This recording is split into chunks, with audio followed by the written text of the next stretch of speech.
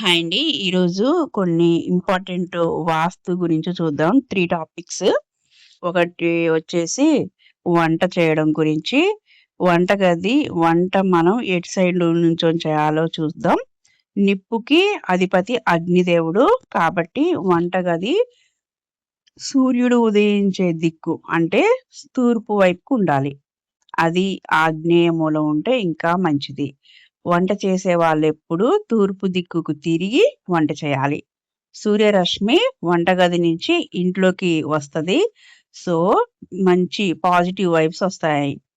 అలా కాకపోతే వాయవ్యంలో పెట్టి పడమర దిక్కుకి చూసైనా చేయొచ్చు. ఇది సెకండ్ ఆప్షన్ మాత్రమే. ఈ 2 కాకుండా ఏ విధంగా చేసినా అనారోగ్యం, నెక్స్ట్ వైఫ్ అండ్ హస్బెండ్ మధ్య గొడవలొస్తాయి. ఈ వ్యవహారం ఇంకా వివాదాలకెళ్ళిపోయి డైవర్స్ దాకా వెళ్ళే అవకాశాలొస్తాయి.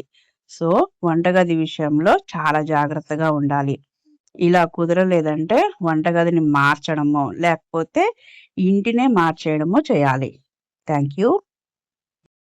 ఇప్పుడు మనం నైట్ నిద్రపోయేటప్పుడు మంచమైనా సరే, నేల పడకైనా ఉత్తరం దిక్కుకి తలపెట్టి పడుకోకూడదు.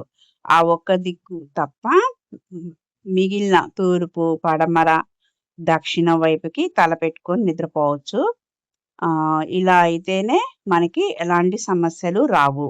అంటే ఉత్తరం దిక్కుకి పెట్టి పడుకుంటే మనం లేసేసరికి దక్షిణ వైపు చూస్తాము. సో, దక్షిణ వైపుకి చూడకూడదు. ఇంకొక టాపిక్ ఏంటంటే వాష్‌రూమ్ గురించి. వాష్‌రూమ్ ఎక్కడుండాలన్న విషయంలో ఎప్పుడు డౌట్స్ వస్తూనే ఉంటాయి. చాలామంది బిల్డింగ్స్ కట్టినప్పుడు చాలామంది మెట్ల కింద ప్లేస్ ఉంది కదా అని అది వేస్ట్ అవ్వకూడదని అక్కడ వాష్‌రూమ్ కడతారు. కానీ అసలు వాష్‌రూమ్ మీద మెట్ల మీద మనం అస్సలు నడవకూడదు. ఎందుకంటే వాష్‌రూమ్ అంటే గుంట ఉంటది. అలాగే వాటర్ ఉంటాయి. వాటిని దాటి మనం నడవకూడదు. అలా ఉంటే ఆ ఇంట్లో వాళ్ళకి ఏది చేసినా కలిసి రాదు. వాస్తు ప్రకారం వాయవ్యం, ఆగ్నేయంలో ఉంటే అంతా మంచే జరిగిద్ది. నైరుతిలో గొయ్యిలు అస్సలు ఉండకూడదనమాట. అట్లాంటప్పుడు వాష్‌రూమ్ నైరుతిలో ఉన్న అలా మనకి మెట్ల కింద ఉన్న అన్ని రకాల సమస్యలొస్తాయి. ఇంకా మరిన్ని టాపిక్స్‌తో మళ్ళీ కలుద్దాం.